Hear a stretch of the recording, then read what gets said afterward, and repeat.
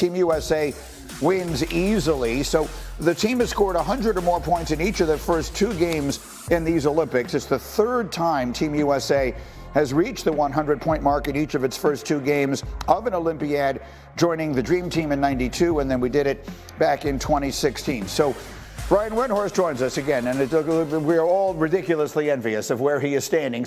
But let's dive into this, Wendy. I mean, so far so good. Obviously, through the two games that have mattered, the team has played great. But the storyline, when you have all these superstars, is going to be about who did not play. In the first game, it was Jason Tatum. Yesterday, it was Joel Embiid. Yeah, and so Steve Kerr came out after the game last night, Greeny, and basically put out a sermon and said, this is not the NBA. This is not the soap opera. This is not drama. What we have here is a chance to win a gold medal over the course of 2.5 weeks. There's only a chance of 6 possible games, and he's going to change his lineup, whoever fits the best in those each individual games. He's not going to care if a player gets upset or if a player isn't thrilled, because he doesn't have to worry about the player asking for a trade or getting re-signed or going to his agent.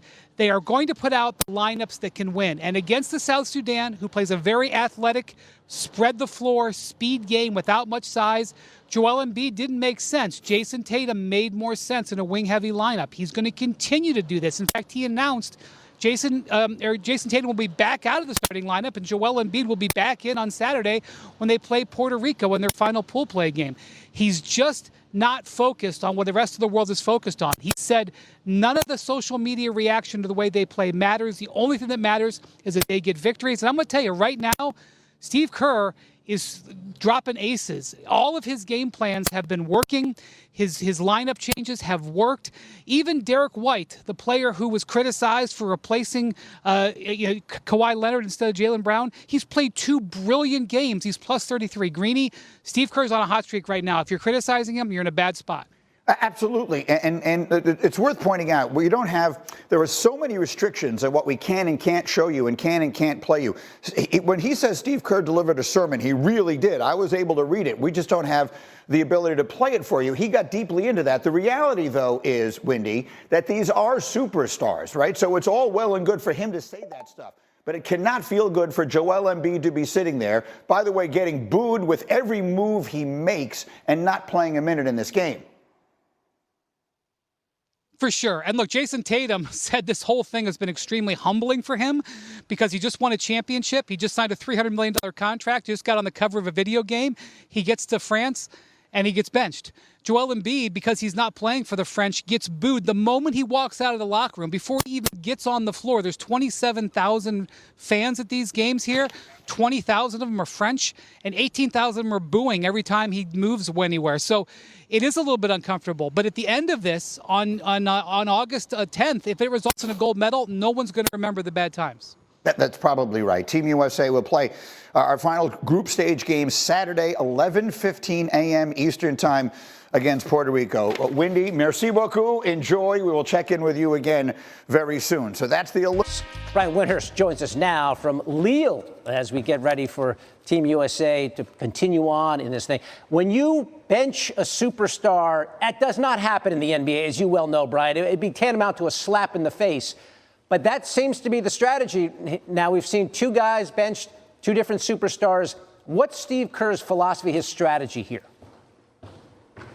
His strategy is that this is not the NBA, and he made that very clear last night, that everybody's got to stop looking at this like the NBA, that this is going to be a game-to-game situation, and there's going to be star players who don't play. And he's like, look, I know in the NBA there's drama that happens during the season. It all plays out on social media. It's a soap opera. He goes, that's not what the Olympics are about. They're here to win the gold medal. So taking care of him like you would a franchise player, he put him on the bench. And he announced after the game he'll be back in the starting lineup Saturday when they play Puerto Rico, which is a better matchup for him. And David, it's going to be this way going forward. Team USA is going to have games where star-level players, all-stars, do not play, and you're just going to have to deal with it. That's the message to the fans. That's the message that's been delivered to the players, because all that Steve Kerr cares about is doing enough to win the gold.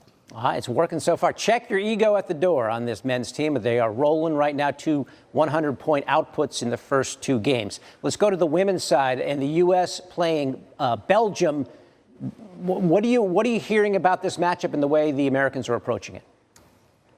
Yeah, this is an interesting game, David. Now, the U.S. is a 23-point favorite. They haven't lost in the Olympics in 56 games. But we are only about 15 kilometers from Belgium. We are expecting a large Belgium contingent at the stadium tonight. It's going to be a home game for them. The entire country is only a 2-hour drive from here in Lille.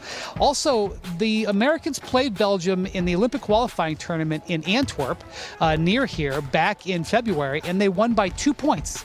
Took a Brianna Stewart tip in near the buzzer to win that game. So while the U.S. is heavily favored and playing well, definitely look for a competitive game tonight. And Belgium's got some size on the inside, which the last team they played, Japan, did not. So we'll see how the women handle that challenge tonight. If there's one sure thing, though, in these Olympics, is you got to feel like it's the U.S. women winning gold. They have won 7 straight gold medals and continuing in their quest for an 8th.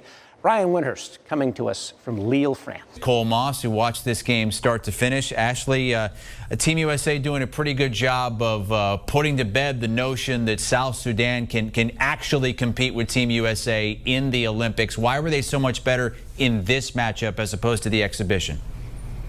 I think it's a little bit of a few things, right? I think for starters, they respected their competition a little more. I think sometimes, Team USA can have a reputation of going in and thinking the gold medal is just guaranteed. And I think South Sudan showed them in that exhibition game, if you take your foot off the gas, we're going to go ahead and make you pay for it. This is a team, South Sudan, speaking about them right now, this is a team that has a lot of athleticism. They play quick. They have multiple three-point shooters on the floor at any given time. So you can't sleep on them. If you do and you underestimate them, they're going to go ahead and make you pay for it. You saw from the beginning of this game, LeBron, KD, all parties involved were not going to go ahead and play with their food, the saying we like to use a lot in the NBA. They came out and established their dominance early. On top of that, you also saw better ball movement, I think, than you saw in that exhibition game. You saw everybody getting a touch, multiple players in double digits. So I think that ultimately the game plan going in there was just to establish your dominance early, both offensively and defensively,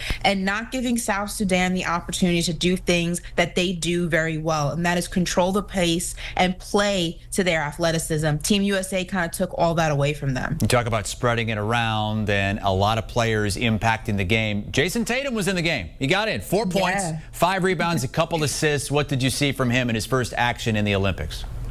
A little rust to start off the game, which is kind of why, if you are a Jason Tatum fan or you've just been following Team USA, you kind of wanted him to get some minutes in that first game against Serbia, just because when you play FIBA rules, it's a different level of intensity. You're allowed to get away with certain things that you can't do in the NBA. The rules are different. We saw that in this game, very physical at some points. Also in the Serbian game, you saw that very physical at some point. So Jason Tatum had to knock the rust off a little bit, and he looked a little shaky there. But I think once he found his groove, you realize what just a huge asset he is when you play him in the right spots.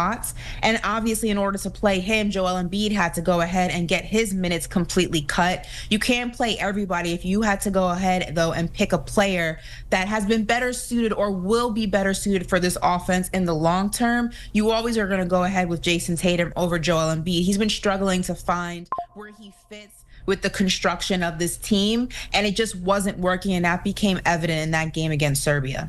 Bam Adebayo leading the way, 18 points, 7 rebounds. He looked like prime Dwight Howard out there on the court at times. Why has he been so successful at times on this team that's just full of so many other players that you would think about before him?